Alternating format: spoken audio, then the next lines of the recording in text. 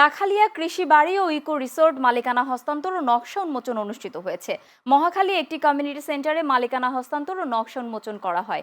এতে রাখালিয়া কৃষি বাড়ি ও eco resort director Mohammad Nurul Islam, chairman Mohammad Jahid Hasan, managing director Abu Taleb ও vice chairman KM Nazmul Hasan উপস্থিত ছিলেন।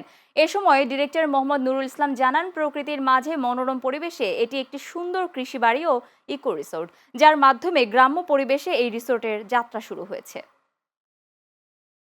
বাংলাদেশে এমন অনেক বাচ্চা আছে যারা এখন পর্যন্ত অনেক কিছু এই ন্যাচারাল অনেক কিছু চেনে না, যারা আমরা গ্রামে বেড়ে উঠে যা আমরা টাচ করে আসছি, যা দেখে আসছি, শহরের অনেকেই আছে এই বাচ্চাগুলো এখনো চিনিই না। Yes or no? এই সকল জায়গা থেকে পরিবারকে একটু বিনোদন দেওয়ার জন্য রাখালিয়া কৃষি বাড়ি আর ইকো রিসোর্ট আপনাদেরকে অফার করছে।